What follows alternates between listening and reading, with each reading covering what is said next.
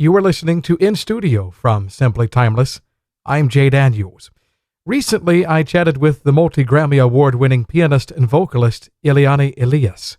We talked about her latest album from Concord, Love Stories, but I also discovered some interesting stories from her past.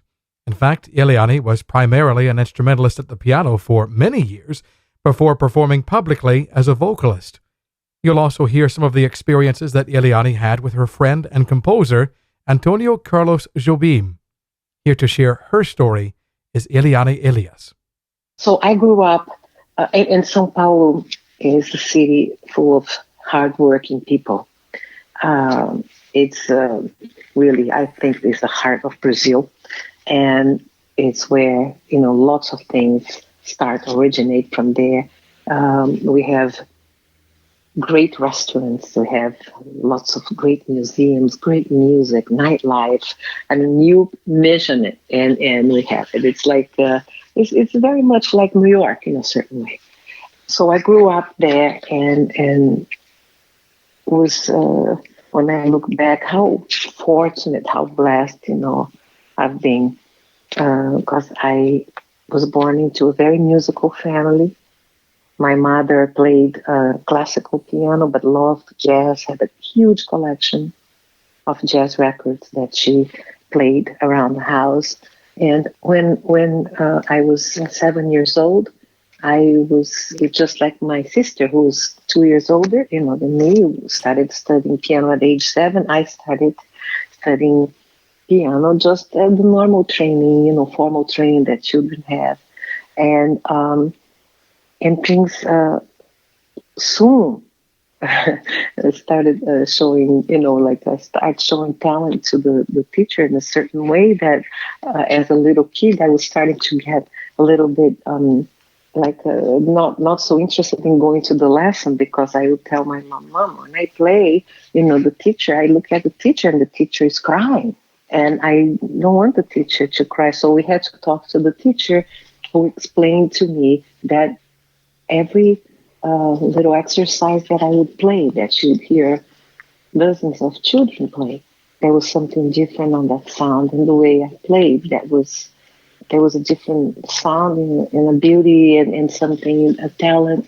So I was very, very little, very young when it was noticed something different the way I did music. And my interest in jazz was very great, for someone so young. I loved jazz, and I was attracted to piano trios and all of that. So I had learned how to write music, like you could do rhythmic dictation and I would write, I know how to write all of that, the subdivisions of, 32, 64 or 16s, whatever it was, I could write very easily.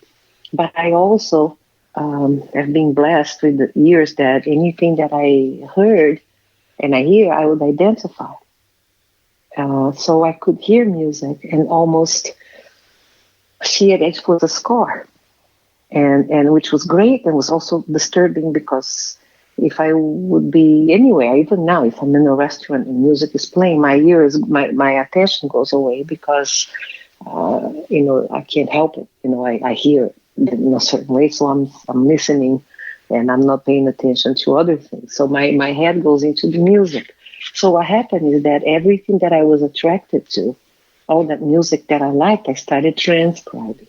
So I transcribed Art Tatum, I transcribed Bud Powell, I transcribed Bill Evans, Oscar Peterson, eventually Herbie Hancock, Keith Jarrett, Chick Corea. I did all those transcriptions and would study that simultaneously with classical, literature, classical piano. And then when I was 11 years old, I was really I could present a pretty large repertoire of American standards. I probably, I still have a few recordings of that, like when I went on TV and played, some standards, and it was obvious that I loved the music and improvisation and all of that. And then I went to a study I was accepted to Brazil's best school of music, where I was 13 years old. I did the whole program. By the time I was 15, I actually had done the whole program, and I became a teacher. And that was very unusual, to see. So I was teaching not just piano, but I was teaching improvisation and, to different instruments, to doing master classes. It was very early on that it seemed clear, to me that that's what I loved to do, but also that I had a great facility to work with music. The piano has certainly been one of your ways of expressing music, your musical voice, so to speak. But you're also known, especially through your most recent album for Concord, an album called Love Stories, you're known for your vocal talents. When did you begin to sing? I guess we all start singing when we were kids. And I was very shy to sing because I always felt that when I sang, my emotions were very exposed. So I was shy to sing. Musically speaking, I was always interested, of course, in playing the piano. Piano's being my instrument and first. And most of my recordings before, say, the year of 1998 or 2000, they were mostly instrumental recordings. I would occasionally sing something, but it was starting in 1998, I recorded singing, and it was very successful. It was an album called Eliane Elias Sings. Jobim was the music of Antônio Carlos Jobim. And then after that, I started doing more vocal music, and 4 orchestral albums to date, which I absolutely really love. These albums. These albums are so connected to the tradition of Brazilian bossa nova, the tradition of Brazilian music, but also they have elements of jazz, of improvisation and arranging. But it's been, I think, the last 20 years, 15 years that I really start putting the vocal in front there together, of course, with the piano playing. You mentioned the work of Antônio Carlos Jobim. Incidentally, that's how I first found your work several years ago. I was looking for recordings of Jobim's work, and I came across some of your instrumental and vocal recordings of that. Did you ever have the chance to work with him personally? Oh, I knew him quite well. I worked with his co-writer, whose name is Vinicius de Moraes. Mm-hmm. Starting at age 17, I toured for 3 years with Vinicius de Moraes, who is the co-writer of songs like The Girl from Ipanema and all of the famous, Jobim songs. And because of that work, 3 years being on the road straight, Jobim would many times be together with us. So I got to meet him, to spend time with him. And then later when I moved to New York, he was also in New York, so I would see him in Manhattan.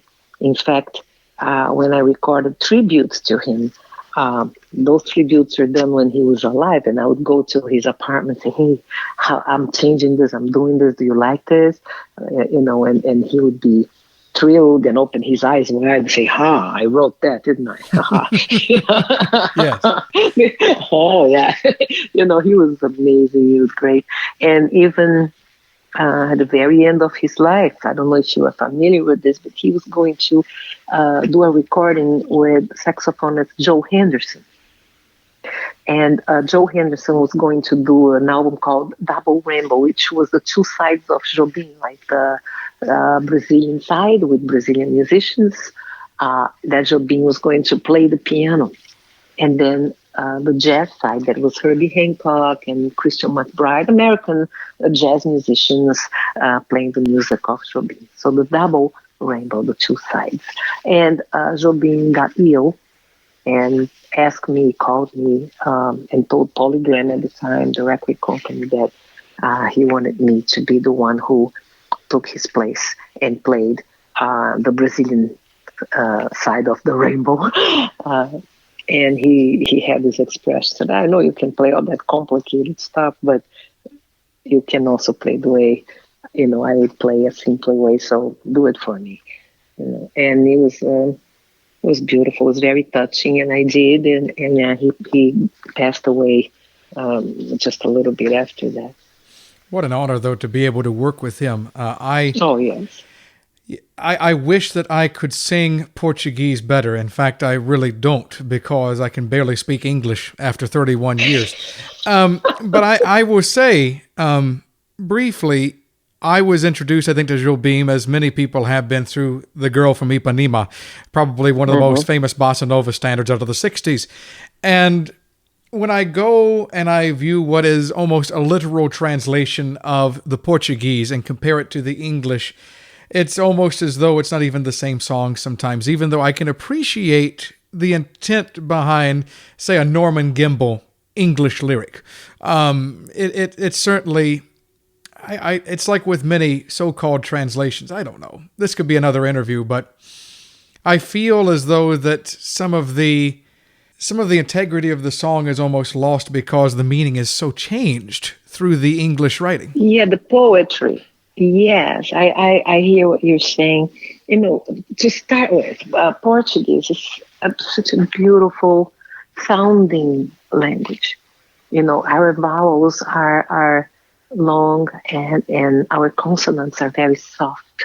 So it's a very romantic, very sensual, beautiful, beautiful sounding language. On top of that, is very poetic. What we have in terms of, you conjugate verbs, like what you can come up with, and the words, the vocabulary, the variety of colors that our language has. And it's difficult to bring that, I guess, in English.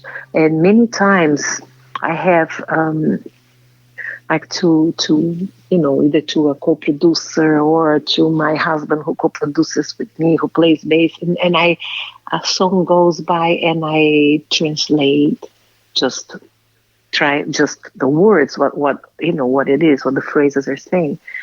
And they're so touching. It's so beautiful, but when you just do it in English, it's hard to convey the same story. So that happens, right? It becomes a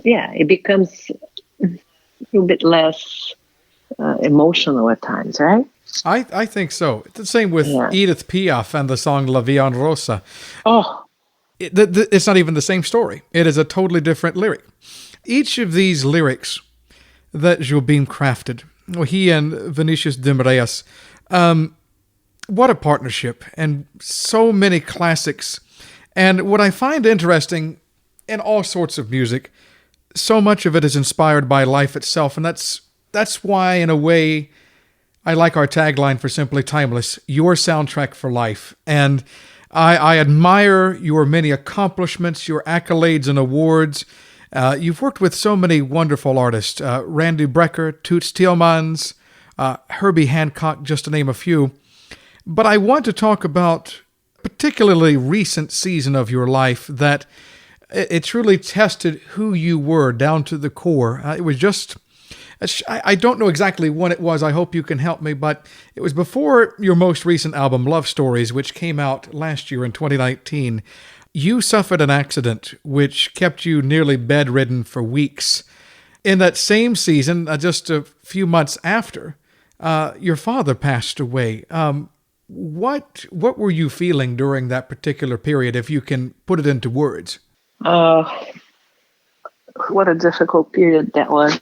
I did suffer an accident, and I had terrible fractures, including a fracture in my shoulder that it was so severe that it would be very difficult to have surgery, and the surgery could have affected, compromised, it could be a problem to play again. So after many appointments and tests and doctors and everything, it was decided that the only way to try to avoid that surgery would be for me not to move at least for 6 weeks. Ended up being 8 weeks. And I was, you know what a millimeter is, how small a millimeter is. I was 5 millimeters away from a very, very difficult surgery. So I couldn't move at all.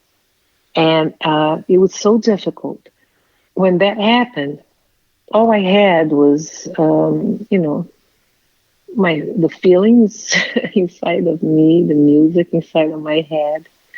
And this was my left side, and I could move my hand. So I had a lot of music paper brought to me, and I started writing. I wrote over 30 arrangements, everything written just moving slightly the right hand without touching the piano, without moving, and I wrote a lot of music.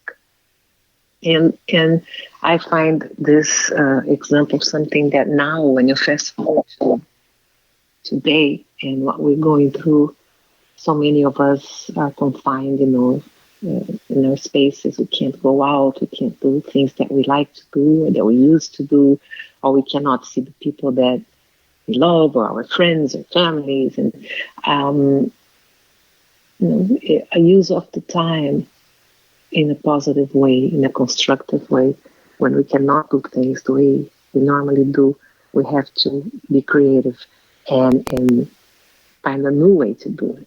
And that's what happened at that time. And I wrote all of these arrangements.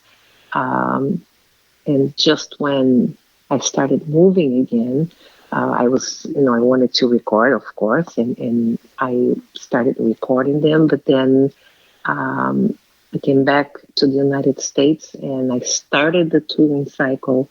And after just a few days, I had to go back to Brazil with my father ill. Did everything to help, and it was a very difficult time, and he passed away. And it was very, I cannot put into words. I'm still very, very affected, not only by his loss, but by having, my mother being without his protection, without him, and all the things that he did. I have tried to, and I've been doing, for now it's going to be 2 years, and doing everything that he did for the family. He was such a giving man, and he took care of everyone. And now suddenly everyone became an orphan there. So, and I've been, not only missing him, but also taking his place and taking care of things. So it's been challenging for me in many ways. But musically speaking, if you go and if you listen to love stories, what I had was my voice, and what I had was on some of the tunes I barely played piano because I couldn't do much yet. On others, I was able to a little later do more. And what I also love about this album, we have beautiful orchestrations. Is my fourth album with orchestra, and it's something that I really love having, and I dream of being able to do that live, to do the performances with also live orchestras. It's something that I would still like to do, and I haven't done with this material. And I hope that there will be a live concert for this in New York at some point, because you can count me in the audience for that. Yes, thank you. And the album itself, it not only contains an homage to some of the works of Frank Sinatra with Angel Eyes and also Come Fly With Me, but there is an interpretation of a song which is one of my favorites from the 80s and features a vocal duet from James Ingram and Patty Austin. Oh. And James Ingram passed away last year, and of course the song is Baby Come to Me. Yes. And in addition to those interpretations, I don't like to say covers, they're interpretations. There are also some of your own original writings, as well as bossa nova standards. What was sort of your intent for this album? What was the inspiration for Love Stories? This album is a romantic album, is an album that talks about, it's almost like vignettes or short stories. You can look at it that way. Every song will talk about love, but in different ways. There is a romantic love. There is a more kind of a love of, let's say, a hopeful love, or talks about, for example, the song "The Simplest Things" that talks about a more mature kind of love, and the simple things of, are the most wonderful things. Talks about that kind of more mature relationship. We have one that talks about loss or disappointment, like silence. So it talks about different things, but all around love. And so those are stories of love, different stories. It's a book with a few chapters. Often I've been thinking about album releases and recordings as offering a sort of snapshot into the career of a particular artist. And I this is an interesting question that I've been asking folks, and I'd like to ask this one to you as well. In thinking about the album as a whole, the season that led to the production of that album, and what is to come, what sort of snapshot does Love Stories offer of your own career and where it is right now? I became a pianist singer, as mostly my recent recordings feature the voice, feature the piano as well, the arranging. Love Stories has both sides, has the vocal, of course, it's front and center, has the piano. It brings the tradition of bossa nova with the elements of jazz, and it brings music that I end up making music that I hope that people will enjoy when they put it at home, whether it's for them to listen or if it's just to relax with, or if it's something that they want to, have dinner with, when they love to, it's like something that is romantic and that is relaxing, soothing, but that has a harmonic content, that has a depth in that way as well. And another thing is the authenticity of the Brazilian bossa nova and the Brazilian music that I want and have been giving a continuation to, because it's such a loved style. Everyone loves the bossa nova. They love Brazilian music. And it's important I feel the importance of giving continuity to that tradition in its authentic way. So I record with the top players, Brazilian players, and it's there, for the people that want to listen and play that music. Hopefully we inspire also young musicians to that.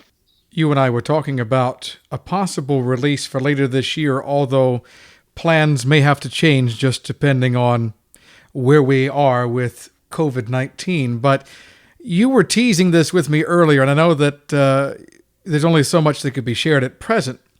But you have another release that's slated for later in 2020 that may or may not be a follow-up to Love Stories. Tell us what you can about that. Well, I'll tell you just a little bit. It's that the music, it was also conceived during that same period. So I would say, I would look at that as bookends, Love Stories and this next one, because of the time of the conception.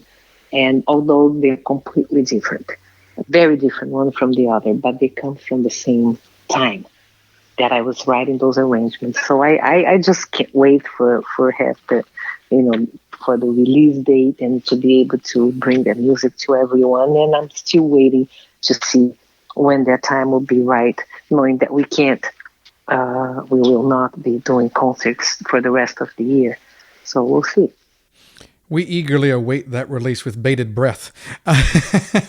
One more question for you. Why music? It's almost like music. When people ask me, did you choose music or music chose you? And I say music chose me. And it was so clear to me that how I love, music from the moment I start remembering myself as a child, and what music has done to my life. It's the way I feel that I express the deepest of everything. My feelings is the piano as a continuation of my own body and my soul. my voice, which, voice is such a vulnerable instrument, and it's a way of communicating. I think is the deepest way also of communicating story, conveying story. We have words, we have the human voice, this instrument, and what it can bring to people. I can see, in times like this, I have been getting the most touching letters from fans and what music can bring to people's lives. And I feel so fortunate, so blessed to have this in my life and for myself, and to be able to share with others. Eliane Elias, our guest for this week's In Studio from Simply Timeless. Her latest album is called Love Stories, and it's available from Concord. We hope that you'll take a moment and listen to it. More information on that album and her other projects is available at elianeelias.com. Until we meet again, I'm Jay Daniels. Thanks for listening to In Studio.